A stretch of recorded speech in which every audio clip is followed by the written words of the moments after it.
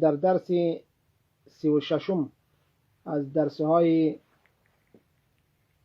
ادب المستطرف في كل فن مستظرف قرار داریم.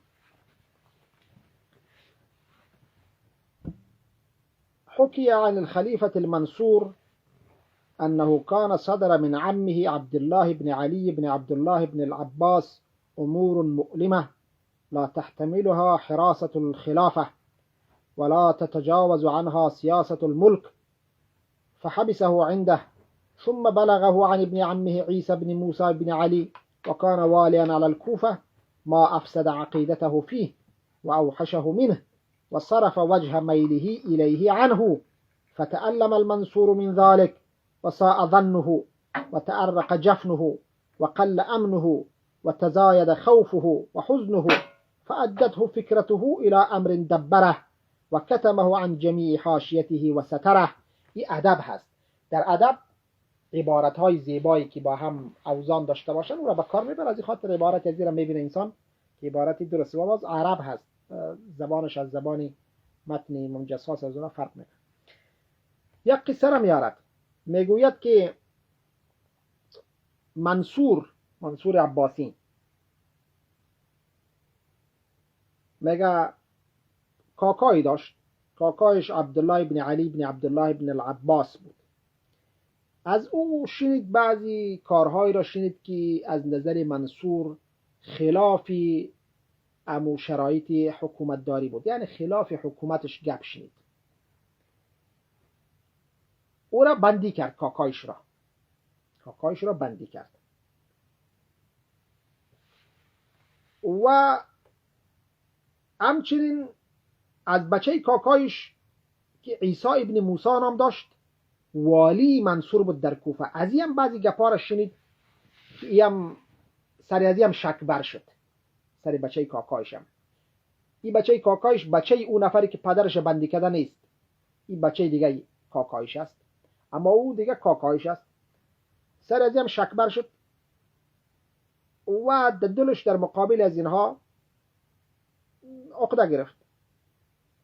میگه فتعلم المنصور من ذلك، متعلم شد و ساء ظنه، گمانش بد شد و قل امنه، امنیتش چیز شد و مژگانش مانده شد، یعنی کلش علامه ای که یعنی دل سرد شد. بعد چی کرد؟ یک فکر کرد. این فکر را در پیش خودش منصور کرد و به هیچ یکی از اما گرد پیشش کسانی که هستن نگفت. استعذر ابن عمه عيسى بن موسى وأجراه على عادة إكرامه، ثم أخرج من كان بحضرته وأقبل على عيسى وقال يا ابن العم إني مطلعك على أمر لا أجد غيرك من أهله ولا أرى سواك مساعدا لي على حمل ثقله، فهل أنت في موضع الظن بك وعامل ما فيه بقاء نعمتك التي هي منوتة ببقاء ملكي، وعامل ما فيه بقاء نعمتك التي هي منوتة ببقاء ملكي. بچه کاکایش هم عیسی را طلب کرد منصور، این والی را. گفت که من یک گپ برات میزنم به هیچ کس نگو. گفت آیا تو به من کمک میکنی در امور مملکت و آیا تو میفهمی که من هستم در قدرت که تو هستی در قدرت، والی هستی، این حالی تو کاری میکنی که امی حکومت داری ما درست قوی شوه که تو هم در وظیفه‌ات بمانی؟ فقال له عيسى بن موسى بچه کاکاش گفت انا عبد امیر المؤمنین و نفسی طوع امره و نهی، من غلام امیر المؤمنین هستم، من یعنی من کاملا برده چشم، یعنی من و نفسی طوع امره و نهی، من زیر فرمانی تو هستم. فقال ان عمي وعمك عبد الله قد فسدت بطانته واعتمد على ما بعضه يبيح دمه وفي قتله صلاح ملكنا، فخذه إليك واقتله سرا. وعزم المنصور على الحج مضمرا أن ابن عمه عيسى إذا قتل عمه عبد الله ألزمه القصاص وسلمه إلى أعمامه إخوة عبد الله ليقتلوا به قصاصا، فيكون قد استراح من الاثنين عبد الله وعيسى. منصور بعد بری همی بچه کاکایش گفت که اینالی کاکای ما عبدالله اینی تو کارا داره، همون گپی که ما برات میزنم، با مردمای نادرستی میشینه و کاری میکنه که چاره را داریم غیر از کشتن ازی تا اینکه مملکت ما درست شوه، اگر نه میده میده خراب میسازه ملک و مملکت ما را. ما را بندی کرده گستم، ما را بری تو میتم آسته خپ و چوبی را بکش. گفت بچه کاکایش میگه که کاکای تا بکش. اما در دل بعد از خودش تصمیم حج گرفت منصور و حج تصمیم گرفت. مقصد منصور ای بوده که ای را توسط ازی بکشم، پس از این که ای کش به مردم میگه من خود نگفته بودم که ای کشته، من خود نگفته بودم ای را بکشین، من ای را برش داده بودم که نگاه کن ای را کشته. بعد بچهای از او را میگم که خیلی بیاین ای را قصاص کنین، از هر دویش خلاص میشم، هم از کاکایم هم از بچه کاکایم. قال عیسی، آل قصه با عیسی میگه بچه کاکای از منصور چی میگه این کس میگه فلما اخذت عمي وفكرت في قتله رأيت من الرأي ان اشاور في قضيته من له رأي عسى ان اصيب الصواب في ذلك. میگه وقتی که کاکای ما گرفتم میگه فکر کردم خب مرا گفتم بکش، میگه این فکر بودم که ما بکشم، میگه گفت پیش از این کارا که بکنم بعد ما مشورت بکنم. یک کسی را که مورد اعتماد بود، میگه یک نفر یونس ابن قره میگفتن نویسنده بود، کاتب بود، امیر طلب کردم، میگه ما سر از اعتماد داشتم و کان لی حسن ظن فی رأیه، حسن ظن فی رأیه وعقيدة صالحة في معرفته، فقلت له إن أمير المؤمنين دفع إلي عمه عبد الله وأمرني بقتله وإخفاء أمره، فما رأيك في ذلك وما تشير به؟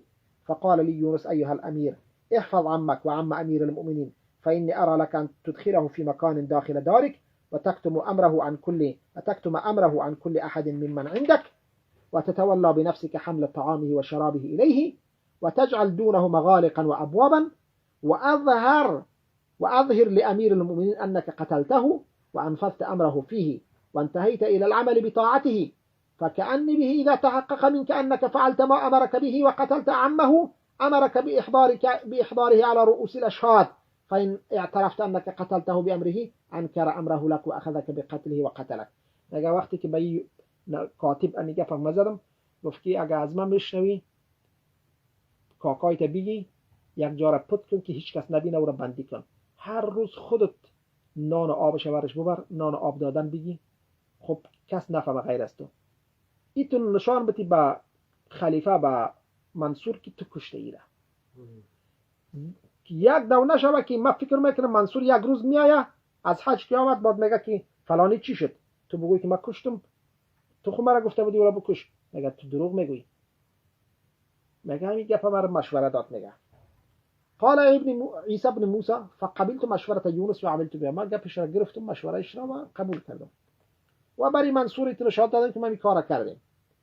ثم حج منصور حج کرد، خبیث حجم میکنه باز، یعنی حجم میکنه. فلما قدم من حجه، از حجش که آمد میگه وقد استقر في نفسي انني قد قتلت عمه عبد الله، دس الى عمومته اخوة عبد الله وحثهم على ان يسألوه في اخيهم ويستوهبوه منه، فجاءوا اليه وقد جلس والناس بين يديه على مراتبهم فسألوه في عبد الله، فقال نعم إن حقوقكم تقتضي إسعافكم بحاجتكم، كيف وفيها صلة رحم وإحسان إلى ما هو في مقام الوالد، ثم أمر بإحضار. میگه پس از اینکه آمد میگه مجلسش را گرفت، 6 مردم ها هر کس میگه در مجلس منصور 6 از حج آمده، نفر روان کرد با بچای کاکایش، با کاکایش که بنده کرده که با یک طریق دیگری، از یک طریق دیگری که از طریق خودشان بیاین در پیش امیرالمؤمنین، در پیش منصور بگین که همین کاکای پدری ما را ایله بکن. باز ایله میکنیم. اونا آمدن در مجلس گفتن که ما آمدیم که همین کاکای تست و امیر پدری ما میشه و امیر ایله بکن. منصور گفت که گفت چرا نه، حقتان است، ما باید او را ایله بکنیم، او بجای پدری ما هم هست، کاکای ماست بجای پدری ما هست، منافق دیگه نه. ایگه پاره زد. میگه بعد میگه گفت برین، گفت ما را در پیش عیسی ابن موسی داده گستیم، در پیش بچه که در پیش از او دادیم که بندی باشه، برین او را بگن که ایله کنه. فاحضر لوقته فقال یا عیسی، میگه مرا آمد، میگه پشت من نفر روان کرده، من رفتم، میگه بلی ما گفت ای عیسی كنت دفعت الیک قبل خروجی الى الحج عمی عبدالله لیکون عندك في منزلك الى حین رجوعی. گفت ما کاکای ما پیش از حج رفتن برات دادم که تا نگاهش که تا وقتی که ما بیایم. فقال عیسی قد فعلت یا امیر المؤمنین. میگه برش میگه گفتم که من کردم ای امیر المؤمنین. فقال منصور میگه تو یک کمی ورخطاش طرف سکت. گفت قد سألنی فی عمومتک. میگه کاکاهایت آمدن قد رأیت الصفح عنه. میگه برادرایشون آمدن گفتن که ایله بکن، ما ولی تصمیم شده که ایله بکنیم.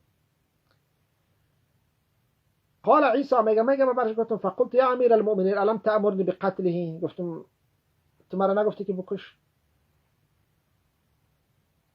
قال كذبت لم آمرك بذلك ولو أردت قتله لأسلمت إلى من هو بصدد ذلك. دروغ گفتی. گفت ما ترجیح نگفتیم کی کارا بکنه. اگر ما می‌خواستیم اون رو بکشیم با یک نفر دیگه میدادیم که خوبتر زودتر میتونست بکشه. ما چرا رو برات کشتنی میبودیم؟ چرا برات بودم اورا. ثم اظهر الغیظ. میگه بسیار میگه چتیات گفت، بد گفت. میگه و قال لعمومتی. میگه زود به طرف کاکایش گفت، طرف برادرایمو به اصطلاح کاکای دیگه‌اش که برادرها و بچه‌ها بودن.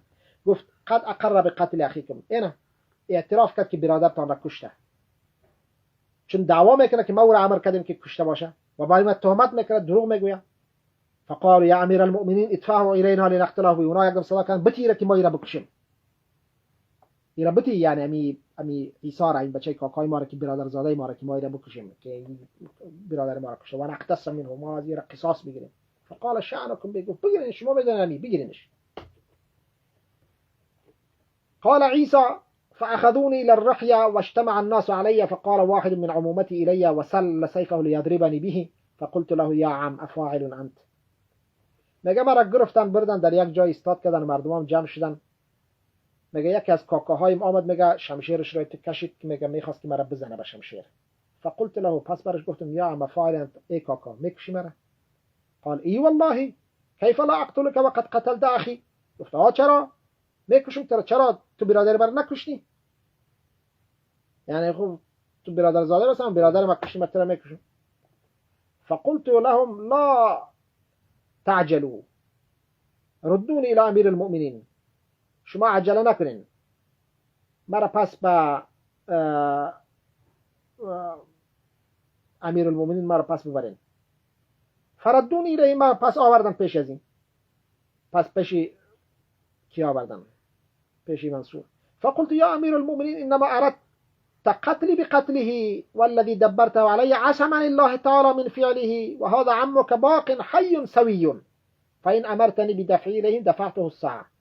میگم بعدم برش گفتم تو تصمیم داشتی که مرا بکشی، خیلی تو میخواستی که به این طریق مرا هم بکشی. این کاکای گفت زنده است، جور تیار است، من نگاه کردم ماندگی است. مگر امر میکنی پیشم بندی امانت گذاشته دیگه، بندی امانت گذاشته تا پیشم است، اگر امر میکنی پس با صاحباش میتم به برادرش تسلیم میکنم. فاطرق المنصور. میگم تو سرش هم خط کردم تو دیگه اشرف غنی دیگه وعلم أن الريح فكره صادفت إعصارا وأن انفراده بتدبيره قارف خسارا ثم رفع رأسه وقال ائتنا به. فمضى عيسى. میگه گفت که بسیار دید که ولا زیان کرده و طریق را نفهمیده. فمضى گفت بیارش. فمضى عيسى وأحضر عبد الله. میگه رفت و عبد الله را آورد. فلما رآه المنصور قال لعمومته. وقتی تو را آوردن برای برادرای دیگهش، برای کاکاهایش، برای از اونها گفت اترکوه عندي، این حال ما نجات دادیم، میره باشه پیشمان کمی و انصرفوا حتى ارى في رایم، برین باز ما یک تصمیم میگیریم دربارهش که چی تصمیم بگیریم. قال عیسی میگه من فترکت و انصرفت. من میگم ماندمشون، من رفتم طرف جایم. و انصرف اخوته. میگه برادرایش هم رفتن هر کس به جایش. فسلمت روحی و زالت کربتی. میگه اینمی کلش میگه غمم رفت کلش به برکت یک مشوره بود که از امون نویسنده کردم. اما منصور چی کرد؟ میگه ثم ان المنصور اسكن عبد الله في بيت اساسه قد بني على الملح ثم ارسل الماء حوله فذاب الملح وسقط البيت فمات عبد الله ودفن بمقابر باب الشام وسلم عيسى من هذه المكيدة ومن سهام مراميها البعيدة. میگه بعد از میگه کاکایش این بندی را منصور در یک خانه برش جور کرد. میگه دیوالی از این خانه را از سنگه های سفیدی ساخت که سنگ نمک بود، سنگ نمک، سنگ نمک و سنگ عادی نه. این در جوان خشکی بخوای برای ما سنگ مرمر در خانه سنگ مرمر مرشان داره. شو میگه آب امر کرد، آب ایله کننده پوشش آب آمد، میگه سنگ آب کرد، سنگ آب کرد، چوب بالا و خانه سر چپه شد، مرد رفت. کاکاشو به این طریق کشت. این هدف از این قصه چند چیز، این خود گفتم مشوره هدف، اما یک چند چیز دیگه از یاد میگیرم. ببینید این اون منصور عباسی است که امام ابو حنیفه را بندی کرد، زد تازیانه زد و امام ابو حنیفه در بندی خانه رفت. یک تعداد مردمای فارسی زبانایی که متعصب هستن، یعنی تو نو برآمدن هیچ گپ نمیفهمن، اونایی تو میگن که منصور عباسی امام ابو حنیفه را به خاطر تعصب عربیش کشت. غلط، قطعا. اینه منصوری که کاکایش میخواد بکشه، امرا کاکایش خیسر چه سر ازم تعصب داشت، کاکایش فارسی زبان بود دیگه، برای از این مطرح نبود، برای از قدرت مطرح بود. یک انسان شهوانی برای قدرت که هر چیزی که در راه قدرت باشه میکشه. امام ابو حنیفه را به خاطر قومگرایی نکش منصور. امام ابو حنیفه را در ظاهر عزت هم میکرد. امام ابو حنیفه را به خاطر از این کرد که میخواست که امام ابو حنیفه قاضی شوه تا اینکه یک مشروعیت پیدا بکنه، نشان بده که ایرا ما ابو حنیفه وری آدم قاضی دولتی ماست، اگر ما آدمی خوب نباشم ابو حنیفه قاضی نمیشه. این ابو حنیفه نشد، بالاخره از تیر کرد و به این طریقی از طریقا یا امام ابو حنیفه را میخواست که قاضیش بسازه و میفهمد که طرفداری علوی ها هست. امام ابو حنیفه طرفدار یک تعداد با یک شکل از اشکال، میگه وقتی قاضی مکشه و باز طرفدار دولت میشه، جیره خوری دولت میشه، باز طرفداری به مخالفین دولت نمیکنه. منصور از این شکل. یک نکته دیگر هم از این مسئله ما میفهمیم، طبیعت از این مردم عرب ها، یعنی عرب های امویه مینا، غیر از خلفای راشدین دیگر اینا اکثر اینا فاسد بودن. امروز یک تعداد جوانای به عقل تحریری و تحریری و اینا پیدا میشه، چی میگن؟ خلافت اینم خلیفه های اینا هستن. این است، این یک نمونه از اون خلفایی که اینها عالی شاید از افتخار میکنن نمیکنن، امی دوران را دوران مجد میدانن. این یکش این نیست. این هارون رشید در عیش و عشرت غرق بود. این برادری از اون، مثلا برادر کلان از ابی العباس صفا که مردم ها را کشت، اموی ها را قتل عام کرد. بچه از این مهدی، از مهدی پایانترش هادی، از هادی دیگر هارون رشید. اینها درست نرمال انسان ها بودن، نظر به همون زمان شاهایی بودن که بعضیشان بعضی صفات خوب داشتن، اکثرا صفات بد داشتن. کدام امتیازی نیستن که امروز یک مسلمان بگه دوران از ایران پس بگرده. متوجه هستین؟ هیچ ایتو نیست که امروز یک مسلمان چه کنه ولا دوران ما ای دورانی که ای چیزی نیست که بر بگرده. ایتو یک خلیفه که همچو فجور را، همچو حالت ها را مرتکب میشه. در این زمان چیزی دیگری هم که برای ما اشاره میرسونه، این که اینا یک طبیعت کمی سکولار مشرب باری داشتن. ببین حج میکنه، هیچ گویایی که فقط عادیس کشتن نفر برش، یعنی به خاطر حفظ مملکتش که خودش را میدانه که ما هستم، بس دولت ما هستم، مثل لویی 14 وارد که میگفت که دولت ما هستم و ما دولت هستم، منصور ما میرخم. در این رابطه اینا نه به این فکر نبودن که حج مانی از این هست، نماز مانی این مسائل است، در فکر این مسائل نبودن. فقط هر کسی که خلاف قدرتش باشه او ما میپرانه. اما در این وسط کسانی خوبی بودن. ما در سلاطین تاریخ اسلام کسانی خوبی داریم. مثلا عمر ابن عبدالعزیز آدمی خوبی بود، آدمی عادلی بود. مثلا یگان تا در خلفای عباسی یگان تایش بعضی صفاتهای خوبی داشتن. انسان این کار کرده نمیتونه که صفاتهای خوبی نسبی وجود داشته در هر کس. خود در کافر هم بعضی صفاتهای خوبی هست، ولی تا اینا مؤمن بودن ولی این صفاتهای داشتن. سلاطین خوبی بودن، بعضی سلاطین مثلا سلطان، مثلا صلاح الدین ایوبی، مثلا مردم سلطان محمود غزنوی، بعضی از اینا، یعنی به هر صورتش یعنی قصه است. ولی در مجموع ما این باید بفهمیم که در امو زمان از اینها بقیه پادشاهای بقیه ممالک غیر اسلامی هم اونها هم چیزی نداشتن. اونها هم شاید بعضی اعمالشان هم رقم و رقم، ولی منتها در تاریخ اسلامی وقتی که ما اینا را میبینیم، این سلاطین را علما کار خودشان را پیش میبردن. یعنی متأثر از اینا اونقدر نبودن. یعنی مثلا امام ابو حنیفه هیچ قصه از اینا نبود، کار خود پیش می‌برد. امام شافعی قصه از اینا نبود، کار خود پیش می‌برد.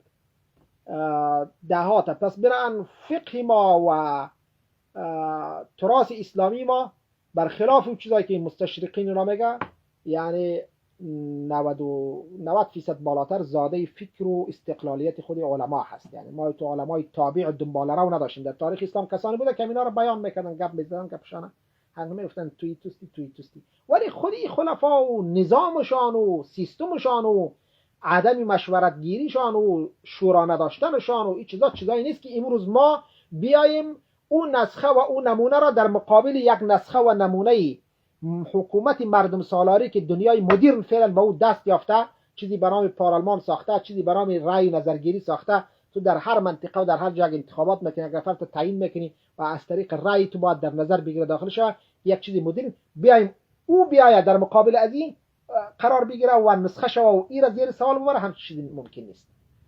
غیر از خلفای راشدین که اونها واقعا به حق اونها حقانی بودن و هیچ کدامشان خواهان قدرت و این مسائل با اون شکل که هست نبودن و نه هم وراثت.